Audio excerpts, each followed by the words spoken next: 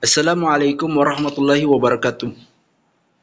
Perkenalkan, nama saya Iman Praja Ahmad dengan NIM 4524230049. Pada kesempatan kali ini, saya akan menjelaskan tentang korupsi, ragam dan hukumnya dengan dosen pengampu Profesor Dr. Novianti Jafri, SPDI, MPDI. Langsung saja, korupsi dalam hukum Islam. Korupsi menurut hukum Islam. Korupsi dinyatakan haram dan merupakan dosa besar dalam Islam. Ini adalah tindakan yang merusak keadilan dan keutuhan masyarakat. Konsekuensi yang akan didapat ketika korupsi yaitu korupsi menyebabkan kerugian finansial yang besar dan juga dapat berakibat fatal bagi kesehatan masyarakat. Peran pemerintah. Pemerintah harus memastikan adanya mekanisme pencegahan korupsi dan memberikan sanksi yang tegas bagi pelaku korupsi. Peran masyarakat. Masyarakat juga harus ikut berpartisipasi dalam pencegahan korupsi dengan melaporkan tindakan yang mencurigakan dan mendukung pemerintah dalam upaya memerangi korupsi. Pencegahan korupsi.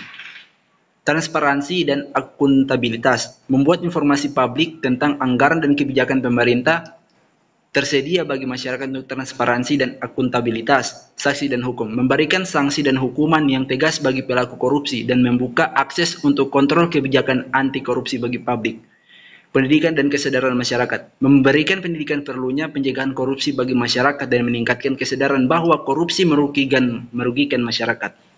Korupsi dan pengaruhnya pada ekonomi, menurunkan investasi, tambahkan korupsi membuat investasi merosot karena investor tidak merasa aman.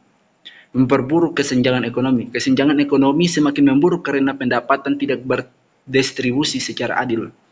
Kerusakan sistem perpajakan. Korupsi membuat sistem perpajakan memburuk karena banyak pajak tidak terutang yang harusnya digunakan untuk pembangunan. Korupsi dan pengaruhnya pada pendidikan. Jadi, korupsi ini tidak hanya berpengaruh kepada ruang lingkup pemerintah, tetapi juga berpengaruh pada ruang lingkup pendidikan. Menurunkan kualitas pendidikan. Anggaran pendidikan disalahgunakan dalam korupsi, sehingga kualitas pendidikan merosot dan meningkatnya jumlah murid dalam suatu kelas. Kurangnya pemerataan pendidikan. Korupsi mengakibatkan pemerataan pendidikan sulit dicapai. Memburuknya fasilitas pendidikan. Korupsi membuat pembiayaan pendidikan disalahgunakan, sehingga dunia pendidikan kurang fasilitas. Hukum bagi pelaku korupsi. Penjara. Pelaku korupsi dapat dijatuhi hukuman penjara yang berat tergantung dari tingkat kerugian finansial dan tingkat korupsinya. 2. Denda. Hukum denda dan pengambilan kerugian negara yang dilakukan sebagai akibat dari perbuatan korupsi. Penjara seumur hidup. Sejumlah kasus korupsi memiliki dampak buruk yang signifikan pada seluruh masyarakat dan dapat mengakibatkan hukuman penjara seumur hidup pada pelaku korupsi.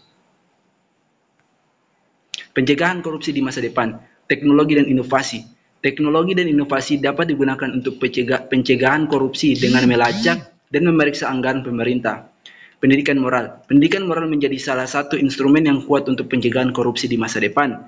Yang ketiga adalah kesadaran masyarakat. Kesadaran masyarakat melalui akses terhadap informasi sangat penting untuk memastikan bahwa pencegahan korupsi dapat dipahami dan diterima oleh seluruh masyarakat.